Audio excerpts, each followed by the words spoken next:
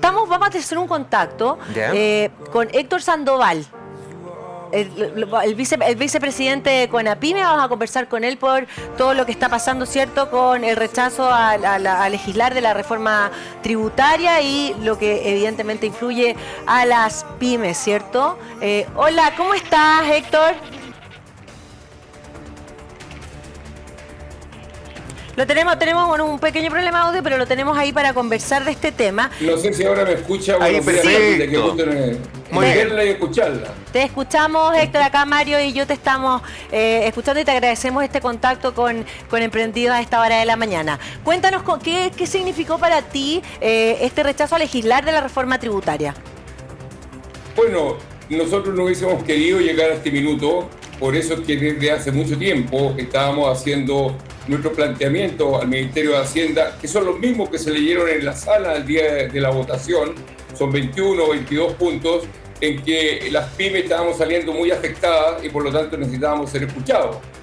Yo creo que el gobierno apostó a tener los votos, no le importó mucho la opinión de las pymes y llevó adelante la votación y hoy día tuvo el resultado que tuvo.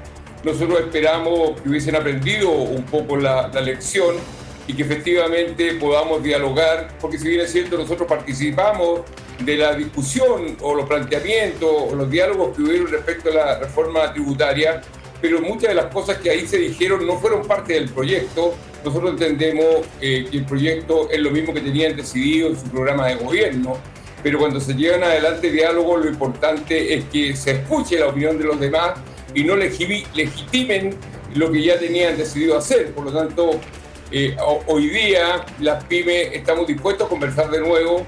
Esperamos que sea un diálogo fructífero y no sea de nuevo para llevar adelante lo que ya tienen decidido. Esperaríamos que nos llamen a conversar porque tenemos bastantes cosas que plantear y no sea un diálogo de sordo.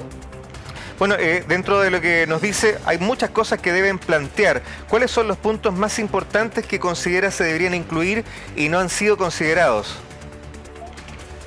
Bueno, nosotros creemos que debe existir un sistema tributario pro pyme y que no solo implique la renta, sino también exista un código tributario y los procedimientos simplificados del sistema. Hoy día es tan complejo. Los pymes no son expertos tributarios, por lo tanto, deberían permanecer en el tiempo. Aquí cada gobierno ha tenido su reforma tributaria, hoy día tenemos una nueva. Finalmente la gente está aprendiendo a conocer los formularios y enseguida se los cambian y le van eliminando algunos casilleros. Finalmente no le queda otra al pyme que no es muy experto en el tema tributario que aceptar la propuesta que le envía Impuestos Internos. Nosotros creemos que aquí deben haber reales incentivos a la formalización. La informalidad nos está matando. Hay demasiada informalidad y hay que tomarlo también un poco de la mano con la delincuencia que nos permite trabajar en condiciones. Por lo tanto, estos diálogos deben dar como resultado un sistema que tenga que ver con la realidad del país y que no teoricemos situaciones que ocurren en otros países que tienen otras culturas, otros procedimientos. Nosotros quisiéramos creer que este problema que hoy día tuvo el gobierno lo pueda transformar en una oportunidad y, como digo, las pymes estamos dispuestos a sentarnos en una mesa, pero no nos pueden dar a todos un trato igualitario cuando no somos iguales esencialmente en el tema económico.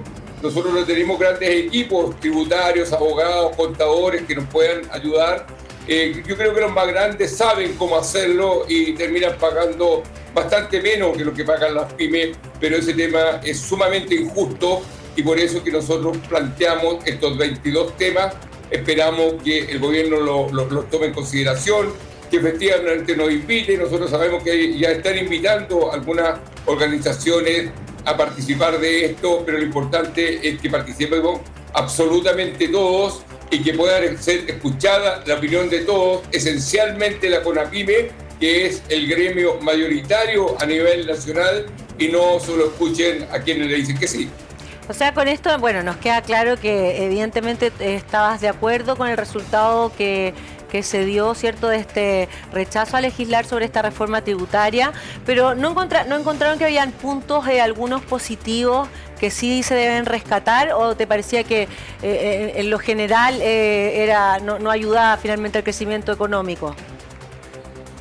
Esencialmente eso es lo que tiene que considerar los códigos tributarios, el crecimiento económico, pero cuando le ponemos tantos obstáculos, tantas condiciones a las pymes, tienen dos posibilidades: o quebrar o pasar a la informalidad. Y eso es lo peor que le puede ocurrir a un país.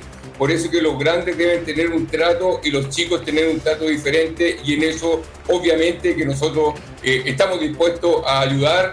Ahora, la declaración de principios de esta reforma decía que le iban a cobrar a los más grandes, y era para cubrir un montón de necesidades que el Estado tiene, y nosotros las compartimos, que hay que efectivamente financiarla, pero que se financie con quien tiene que financiar y quien realmente tiene utilidades, pero no metan a las pymes, que tiene un régimen pro pyme en el sistema general, porque con estas condicionantes que ponen y estos recoecos que tiene la legislación, finalmente entramos en el sistema general, y ahí por supuesto que estamos muy complicados, pero tenemos que tener una reforma, hay que financiar lo que se quiere financiar, pero creo que tenemos que hacer las cosas bien hechas.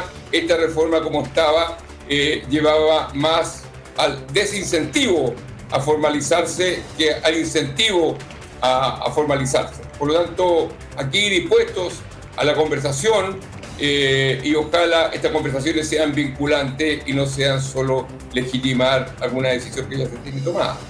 Bueno, el 11 de marzo se cumplió un año de la gestión del presidente Gabriel Boric, y desde la campaña del año... Te escucho 2020... bastante mal. Sí, a ver, ¿me escucha mejor ahí o no? Un poquito mejor. Ok. Le decía que el 11 de marzo se cumple un año del gobierno del presidente Gabriel Boric, y si retrocedemos a los periodos de campaña, el año 2021, se anunciaba una serie de apoyos justamente para las pequeñas y medianas empresas. Ahora, me estoy dando cuenta que no se sienten reflejados con las medidas que se han estado impulsando. ¿Ha habido una posibilidad o se ha manifestado algún tipo de diálogo con ustedes? ¿Están conformes con la comunicación que existe con el gobierno? Yo creo que este gobierno tiene bastante más comunicación que lo que han tenido otros gobiernos. El tema es que son conversaciones que no son recíprocas. Ellos tienen sus planteamientos y legitiman o llevan adelante lo de ellos, y lo que uno plantea no tiene mayor importancia. Un solo ejemplo: hablamos hoy día del FOGAPE, y que es un sistema de créditos, primero es carísimo, estamos hablando de un 18,45, y nosotros estábamos acostumbrados a tener créditos con una tasa anual lo más alto del 7%, hoy día subimos al 18%. Pero además, en la crisis, las pymes tuvieron que declarar las cotizaciones previsionales para que sus trabajadores pudieran entrar a la AFC y pudieran subsistir. Obviamente no las pudieron pagar porque estaban con sus actividades congeladas, y hoy día nadie ha movido un dedo para que no sean llevados a los tribunales por la AFP, por las ISAPRE, por la caja de compensación, y todos los microempresarios, o gran parte, tienen deudas tributarias, o sea, deudas previsionales que las queremos pagar, pero no podemos pagar cuando las multiplican por 20 con las multas de interés y las empresas de cobranza. Entonces, ofrecen un montón de beneficios a través del CERCOTE, a través del FOSI, a través de Corfo o a través de Banco Estado, pero si estamos en TICON no tenemos ninguna posibilidad de acceder. Entonces, si lo que se quiere es que los que venimos complicados simplemente fallezcamos, bueno, que lo digan, pero no nos lleven a hacer anuncios que finalmente las pymes no tienen ninguna posibilidad de acceder, o quiebran, o se reinventan, o pasan a la informalidad, y eso es lo peor que le puede ocurrir a un país. Héctor, a mí me llama la atención algo, fíjate que tiene que ver con los discursos que finalmente asumen, ¿cierto?, los políticos. De hecho, el fin de semana en Canal 13 estaba el Alessandri, ¿cierto?, el senador. Sí.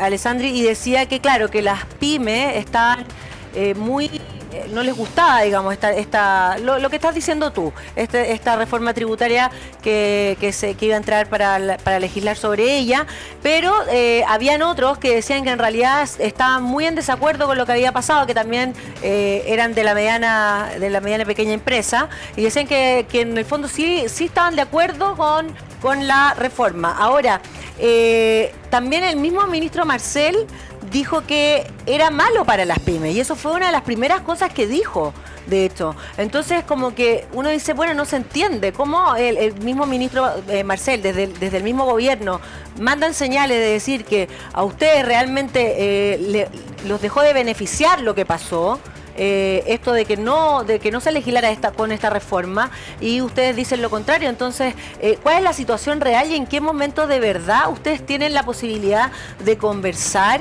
y llegar a acuerdos? Una palabra tan manoseada que está hoy en día, ¿cierto?, desde hace un año, de los acuerdos, los supuestos acuerdos. ¿Tú crees que finalmente eso va a suceder, que ustedes sí se van a poder juntar? Porque evidentemente, como tú también bien dices, hay diferencias de pymes, hay pymes y pymes, hay pequeñas, grandes, hay una diversidad gigantesca. Entonces, en ese sentido, ¿tú ves una capacidad de diálogo real? Bueno, a veces es complejo decir lo que voy a decir, pero efectivamente el gobierno ha tenido diálogo con muchas organizaciones de pyme que le conocemos el maletín y el timbre, pero nunca le hemos conocido las bases. Y lo único que tienen es un registro que dicen que son organizaciones de pyme y tienen afinidad política con el gobierno, y es a ellos a quien le está preguntando. Y obviamente en todo le van a decir que sí, pero los que realmente representamos tenemos que tener posiciones que beneficien a la gente que representamos y no complicarlas más. Cuando el ministro de Hacienda dice que las pymes perdieron con esto, si vamos a la realidad, en lo que estamos en el sistema ProPyme, pagamos un 7, un 7,1, porque generalmente tenemos devolución. Y el ministro, cuando dice que hoy día pagan el 10 y que pasarían al 25 y que les afecta no haber aprobado esto, bueno, ya nos está sentando en el 10 y no está pasando el 25 porque nos pasa al régimen general y no al régimen PYME. Por lo tanto, bajo su concepto, obviamente que estaríamos perdiendo, pero lo que nosotros queremos es un régimen PYME que mantenga lo que hoy día tenemos y no subir al 25, porque obviamente estamos hablando de mayor costo. Ahora, al final de la pregunta, Carlita, usted dice si tenemos esperanza. Obviamente que tenemos esperanza, obviamente que creemos que esta caída, este tropezón que el gobierno tuvo, algo le enseñará y entenderá que aquí hay que interpretar el sentido de los organismos representativos y que la gente no está conforme con lo que está ocurriendo, pero si van a seguir teniendo diálogos para legitimar lo que ya traigan decidido, estamos en el peor de los mundos. Por lo tanto, nosotros decimos, este tropiezo, que es un problema para el gobierno, tiene que tener la capacidad de transformarlo en una oportunidad de diálogo, de hacer las cosas mejor y nosotros hacer los aportes que sean necesarios, llegar a acuerdos, llegar a consenso, que efectivamente las pymes tengan un régimen pro pyme que tiene que ver con su realidad. Nos ha reiterado que le agrada la idea de poder llegar a consensos, de poder ser escuchados con las iniciativas que tienen, y también nos ha comentado estos riesgos justamente de que las pymes puedan quebrar o que tengan que pasar a la informalidad justamente para poder subsistir. Pero ¿cuál cree que es el pilar que debería estar presente sobre la mesa para que ustedes tengan mejores condiciones para seguir desarrollándose? El pilar principal es marcar la diferencia entre los grandes y chicos, que esto sea lo más sencillo posible, fácil de entender, fácil de declarar, y que sean políticas que permanezcan en el tiempo y no tanta innovación, porque estas políticas de parche finalmente terminan complicando a todo el mundo. Si nosotros tenemos reglas estables, si tenemos reglas claras, si no tenemos que buscarle la vuelta a través de un entendido para pagar más o pagar menos, sino que sea una cuestión pareja para todos, marcando la diferencia entre el grande y el chico, obviamente que vamos a avanzar y todos vamos a quedar contentos. Así es, gracias. Héctor Sandoval, muchas gracias por estar con nosotros esta mañana y tener esta conversación. Que tengas un súper buen día. Un gusto, muchas gracias. Gracias a ti.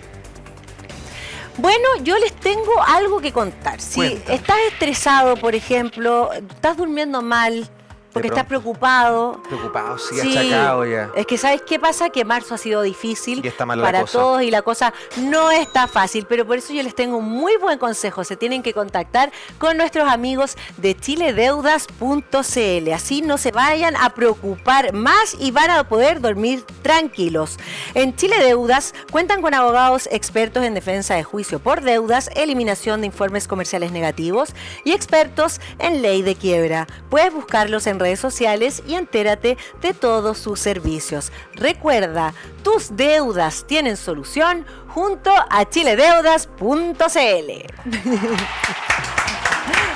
¡Aplauso para Chile Deuda! Bueno, nos vamos a ir, Marito, a una pequeña pausa Me porque ya parece. tenemos a nuestra próxima invitada. Vamos a seguir hablando de economía. Ah, qué bien, me Sí, encanta. ya la tenemos, sí, yo sé, la tenemos ya casi lista. Así que pequeña pausa. Espérenos, que ya volvemos con más.